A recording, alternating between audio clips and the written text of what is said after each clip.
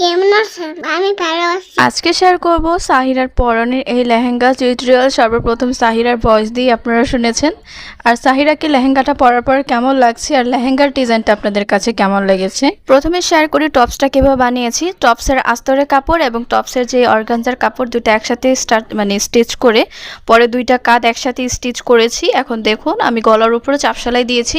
তো এই লেহেঙ্গার টপসের মধ্যে আমি কোনো বক্রম ব্যবহার করিনি। চাইলে এভাবেও কিন্তু আপনারা গলাটা ফিনিশিং করতে পারেন, আর অনেক সহজেই কিন্তু করা যায়। এখন আমি সাইড থেকে যে কাপড়গুলো ছিল প্রত্যেকটা আস্তরের সাথে আমি টাস্ট করে দিচ্ছি, যাতে সেলাই করতে আমার সুবিধা হয়। এভাবে আপনারা করে নেবেন, দেখবেন আপনার প্রত্যেকটা সেলাই কাজ অনেক সহজেই করতে পারবেন।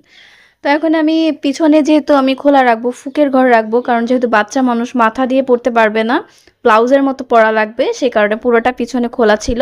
তো সেই খোলা কাপড়ের মধ্যে আলাদা একটা পট্টি দিয়ে বা আলাদা কাপড় দিয়ে আমি সেখানে ফুকের ঘর বানিয়েছি।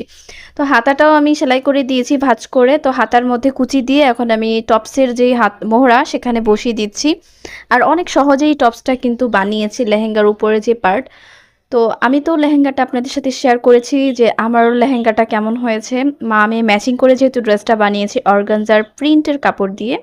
তো দেখুন আমি বডিটা সেলাই করে এখন কি করছি, আমি গলার মধ্যে ডিজাইন করে দিচ্ছি।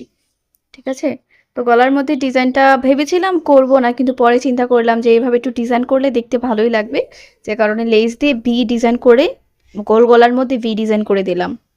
তো আপনারাই বলুন গলার ডিজাইনটা কেমন লাগছে। তো এখানে 3 ইঞ্চি পরিমাণ কাপড় নিয়েছিলাম কুচির জন্য, আর এই কুচির কাপড়টা কিন্তু বাঁকা কাপড় ছিল, এই কারণে দেখতে অনেকটা সুন্দর হয়েছে। সোজা কাপড় দিয়ে কুচি দিলে ভালো লাগতো না, তো তাই কোনা কোনা কাপড় কেটে সেই কোনা কাপড়টাই আমি কুচি দিচ্ছি। দেখুন এভাবে কুচি দেওয়ার পরে চাপ সেলাই দিয়ে দিচ্ছি উপরে, আর এই চাপ সেলাই দেওয়ার উপরে আমি কিন্তু লেস বসাবো। আর লেস দেওয়াতে কিন্তু টপসের ডিজাইনটা অনেক বেশি সুন্দর হয়েছে। আর বাবুর টপসটা কিন্তু একটু লুজ করে বানিয়েছে, যে কারণে পিছনে ফিতা দিয়েছিলাম। আপনারা চাইলে ছোট বড় সবার জন্যই কিন্তু পিছনে ফিতা দিতে পারেন, তাহলে টাইট ফিটিং করা যাবে, লুজ করা যাবে। দেখুন লেসটা বসিয়ে 2টা লেয়ারে সেলাই করে দিয়েছি। তো সাহিরাকে পরিয়েছি, মাশাআল্লাহ অনেক সুন্দর লাগছে। তো সবাই ভালো থাকবেন, আল্লাহ হাফেজ।